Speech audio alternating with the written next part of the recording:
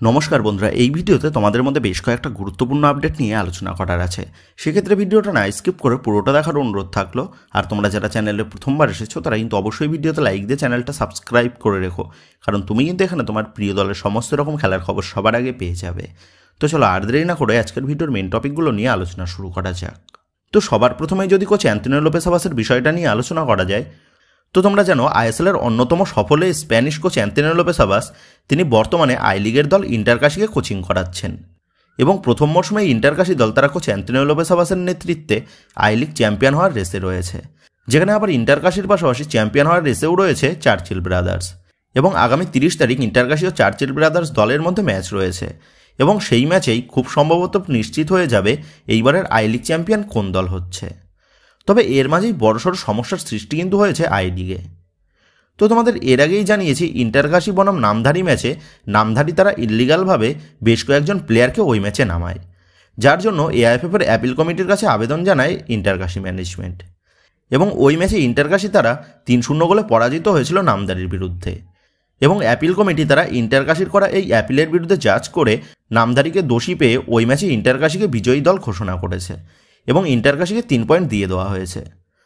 তবে তারপরই নামধারী তারা কিন্তু আবার কাউন্টার অ্যাটাক করেছে এআইএফএফের অ্যাপিল কমিটির ওই সিদ্ধান্তের বিরুদ্ধে এবং তারা জানিয়েছে এআইএফএফের সিএমএস পোর্টালে কোনোরকম উল্লেখ ছিল না ওই ম্যাচে কোন কোন প্লেয়ার সাসপেন্ড থাকবে, যার কারণে তারা ওই ম্যাচে ওই সমস্ত প্লেয়ারদের মাঠে নামায়। এবং নামধারী ম্যানেজমেন্টের করা এইরকম নতুন অ্যাপিলের ফলে বর্তমানে অ্যাপিল কমিটির তরফ থেকে ওই ম্যাচের নতুন রায় এখন স্থগিত রাখা হয়েছে এবং এআইএফএফের অ্যাপিল কমিটির তরফ থেকে জানানো হয়েছে ওই ম্যাচের নতুন রায় জানানো হবে আগামী 28 মার্চ, মানে আই লিগের ম্যাচ শেষ হয়ে যাওয়ার প্রায় সপ্তাহ 3 পরে। সেক্ষেত্রে আবার প্রশ্ন হচ্ছে এটা কী করে সম্ভব, কারণ যেখানে লিগ শেষ হলেই চ্যাম্পিয়ন দল ঘোষণা হয়ে যাওয়ার কথা, সেখানে দাঁড়িয়ে এখন 28 মার্চ ডিসাইড হবে এই বছরের আই লিগ চ্যাম্পিয়ন কে হবে। কারণ যদি ইন্টারকাশি তারা চ্যাম্পিয়ন হয়ে যায় আপাততভাবে লিগের শেষ ম্যাচের ভিত্তিতে, তারপর যদি আবার ইন্টারকাশি দলের পয়েন্টস কেটে নেওয়া হয় ওই ম্যাচের জন্য, তাহলে ইন্টারকাশি তারা কিন্তু চ্যাম্পিয়ন হয়েও দ্বিতীয় স্থানে চলে আসবে এবং তখন কিন্তু আবার চার্চিল ব্রাদার্স তারা চ্যাম্পিয়ন হয়ে যাবে। আর এমনটা হলে ইন্টারকাশি তারা কিন্তু আবার কাউন্টার অ্যাপিল করতে পারে এআইএফএফের ওই নতুন রায়ের বিরুদ্ধে। আবার 28 তারিখ যদি আবার নামধারীর মন মতন রায় না বেরোয়, তাহলে কিন্তু আবার নতুন করে কাউন্টার করতে পারে নামধারী। এর পাশাপাশি সবথেকে বড় কথা হচ্ছে আনোয়ার আলীর কেসে যেমন আমরা তারিখ পে তারিখ দেখে এসেছি, ঠিক তেমনভাবেই যে এই কেসের বিষয়েও 28 তারিখ চূড়ান্ত রায় ঘোষণা হয়ে যাবে সেটাও কিন্তু জোর দিয়ে বলা যাচ্ছে না। সেক্ষেত্রে এই মুহূর্তে দাঁড়িয়ে এআইএফএফ তারা যথেষ্ট প্রশ্নের মুখে পড়েছে তাদের এইরকম গাছাড়া মনোভাব নিয়ে আই লিগ পরিচালনার ক্ষেত্রে। সেহেতু যদি এইভাবেই তারিখ পে তারিখ চলতে থাকে, তাহলে লিগ শেষ হয়ে যাওয়ার পরেও এই বছরের আই লিগ চ্যাম্পিয়ন কোন দল হচ্ছে সেটা কিন্তু অফিসিয়ালিভাবে ঘোষণা করা সম্ভব হবে না। যেমনভাবে গত মৌসুমে কলকাতা লিগে ইস্টবেঙ্গল চ্যাম্পিয়ন হলেও ডায়মন্ড হারবার এফসির সিদ্ধান্তের কারণে অফিসিয়ালিভাবে ইস্টবেঙ্গলকে এখনও চ্যাম্পিয়ন ঘোষণা করা হয়নি। সেক্ষেত্রে এই পুরো বিষয়টা নিয়েই যে কোচ অ্যান্তোনিও লোপেস আবাসের দল ইন্টারকাশি তারা বেশ বিপাকের মধ্যে রয়েছে সেটা বলাই যায়।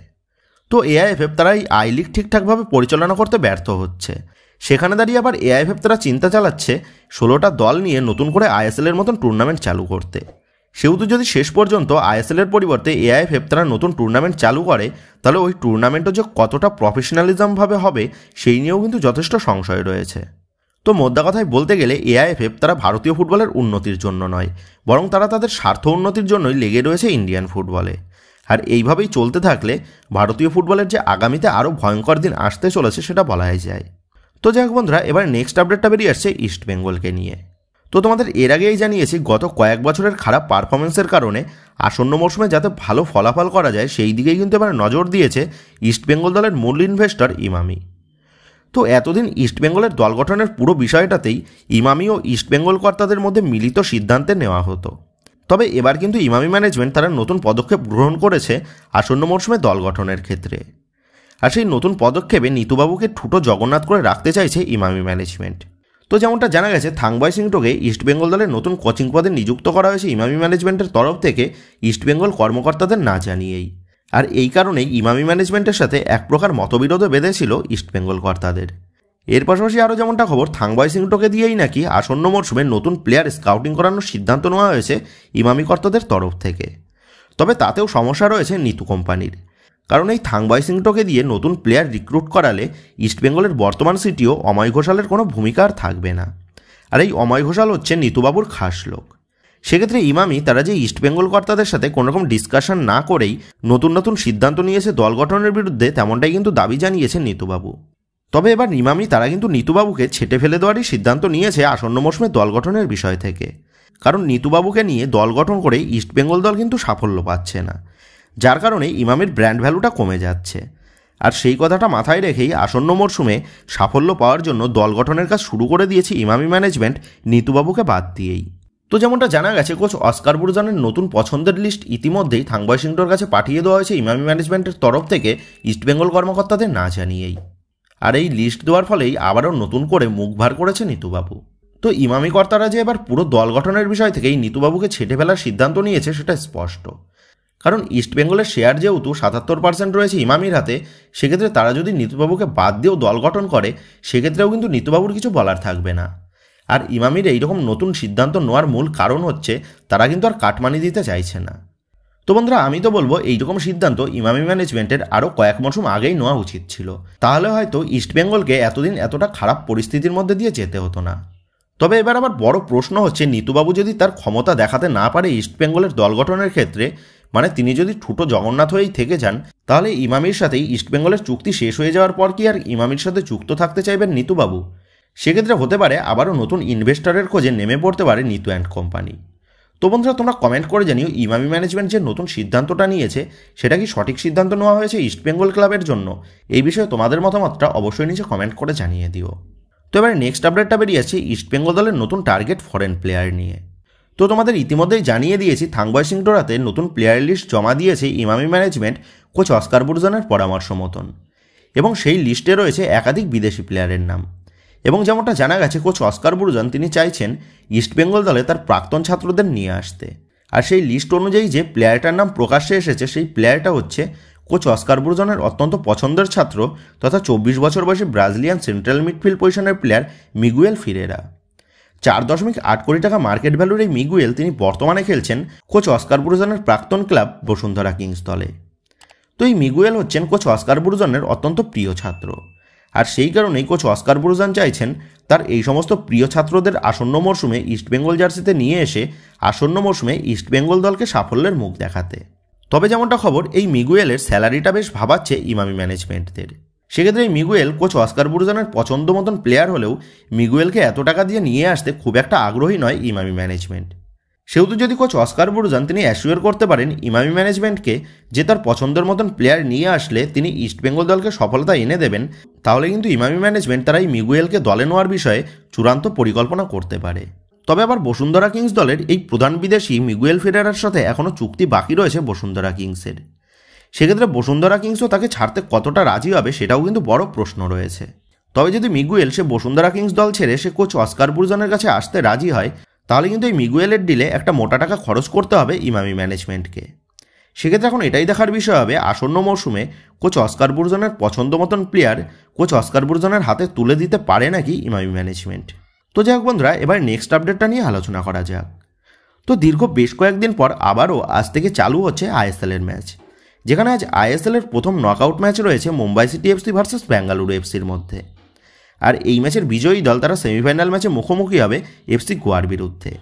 সেক্ষেত্রে আজ সন্ধ্যে 7:30 থেকে যে আমরা একটা হাড্ডাহাড্ডি ম্যাচ দেখতে পেতে চলেছি সেটা বলাই যায়। তো বন্ধুরা, তোমরা প্রেডিক্ট করে জানিও আজকের এই হাই ভোল্টেজ ম্যাচে কোন দলের জয় পাওয়ার সম্ভাবনা বেশি বলে তোমার মনে হচ্ছে। এই বিষয়ে তোমাদের মতামতটা অবশ্যই নিচে কমেন্ট করে জানিয়ে দিও। তো যে একেবারে লাস্ট আপডেটটা বেরিয়ে এসছে মোহনবাগানকে নিয়ে।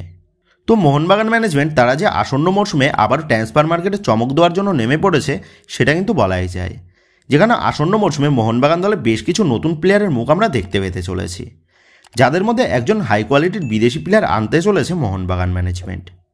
আর সেই নতুন প্লেয়ারদের সই করার জন্য ইতিমধ্যেই ট্রান্সফার মার্কেটে কাজ করাও শুরু করে দিয়েছে বাগান ম্যানেজমেন্ট।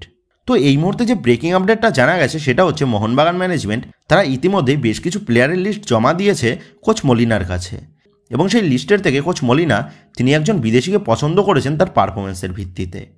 আর যেমনটা জানা গেছে সেই বিদেশি প্লেয়ারটা হচ্ছে আমাদের সকলের পরিচিত 29 বছর বয়সী ব্রাজিলিয়ান লেফট উইংয়ের প্লেয়ার রবসন রবিনো।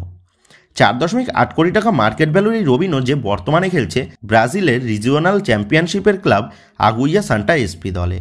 লেফট উইংয়ের পাশাপাশি অ্যাটাকিং মিডফিল্ড পজিশনেও খেলতে অভ্যস্ত থাকা এই রবিনো তিনি বসুন্ধরা কিংস দলের একজন গুরুত্বপূর্ণ খেলোয়াড় হিসাবে নিজেকে প্রমাণ করেছিল বিপিএলে, যেখানে বসুন্ধরা কিংস দলের হয়ে তিনি অতীতে 97 ম্যাচে 64টা গোল এবং 49টা অ্যাসিস্ট করে একটা বড় রেকর্ড তিনি করেছেন। আর রবসন রবিনোর এইরকম দুর্দান্ত পারফরমেন্সের ভিত্তিতেই বাংলাদেশের ফুটবল প্রেমীদের পাশাপাশি ভারতীয় ফুটবলেও কিন্তু বেশ চর্চিত হয়েছে এই রবিনোর নাম। তো এই রবসনকে ইস্টবেঙ্গলে কেন্দ্র করেই গত সামার ট্রান্সফার উইন্ডো থেকেই ট্রান্সফার মার্কেটে ঝড় হওয়া শুরু হয়েছিল, এবং সেই ঝড়টা কিন্তু এখনও বয়ে যাচ্ছে ইস্টবেঙ্গল ও রবসনকে কেন্দ্র করে।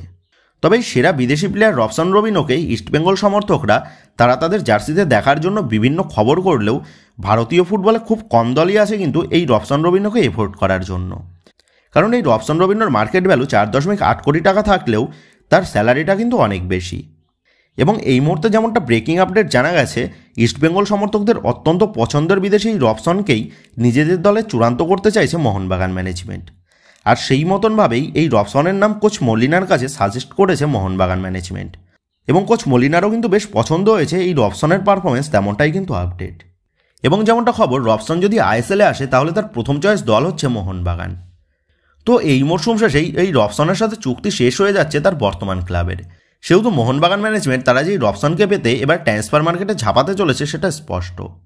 আর যদি রবসনকে মোহনবাগান ম্যানেজমেন্ট চূড়ান্ত করতে পারে তাহলে কিন্তু আবারও আপুইয়ার মতন রবসনও ইস্টবেঙ্গল সমর্থকদের চোখের সামনে দিয়ে যুক্ত হয়ে যাবে তাদের চিরপ্রতিদ্বন্দ্বী ক্লাব মোহনবাগানে। তো বন্ধুরা, তোমাদের মতে এই রবসনকে যদি মোহনবাগান ম্যানেজমেন্ট চূড়ান্ত করতে পারে তাহলে এই ডিলটা কেমন হবে মোহনবাগানের জন্য? এই বিষয়ে তোমাদের কি মতামত তা কিন্তু অবশ্যই নিচে কমেন্ট করে জানিয়ে দিও। তো বন্ধুরা, এই ভিডিওতেই গুরুত্বপূর্ণ আপডেট করা নিয়েই তোমাদের মধ্যে আলোচনা করার ছিল। তো আশা করি ভিডিওটা তোমাদের ভালো লেগেছে। তো যদি ভিডিওটা ভালো লেগে থাকে তাহলে ভিডিওতে লাইক দিয়ে চ্যানেল সাবস্ক্রাইব করে পাশে থাকা বেল আইকনটা অবশ্যই প্রেস করে দিও। আর তোমরা যারা এখনও পর্যন্ত আমাদের সোশ্যাল মিডিয়া পেজের সাথে যুক্ত হওনি তারা কিন্তু অবশ্যই নিচের ডিসক্রিপশন বক্সের লিঙ্ক থেকে আমাদের সোশ্যাল মিডিয়া পেজের সাথেও যুক্ত হয়ে যেতে পারো, কারণ এখন কিন্তু সমস্ত লেটেস্ট আপডেটগুলো সবার আগে আমাদের সোশ্যাল মিডিয়া পেজেই পোস্ট করা হয়। আর তোমরা এখন ফেসবুক এবং ইনস্টাগ্রামে গিয়ে তোমরা আমাদের এই চ্যানেলের নাম লিখে সার্চ করলেও তোমরা কিন্তু আমাদের ফেসবুক এবং ইনস্টাগ্রাম পেজটাও খুঁজে পেয়ে যাবে। সেক্ষেত্রে তোমার প্রিয় দলের সমস্ত রকম লেটেস্ট আপডেট সবার আগে জানার জন্য এবং আমার সাথে সরাসরি যে কোনো বিষয়ে কথা বলার জন্য তোমরা কিন্তু অবশ্যই মনে করো আমাদের সোশ্যাল মিডিয়া পেজের সাথে যুক্ত হয়ে যেও। তো বন্ধুরা, এই ভিডিওটা এটুকুই ছিল। তো আসি বন্ধুরা, দেখা হচ্ছে পরের ভিডিওতে।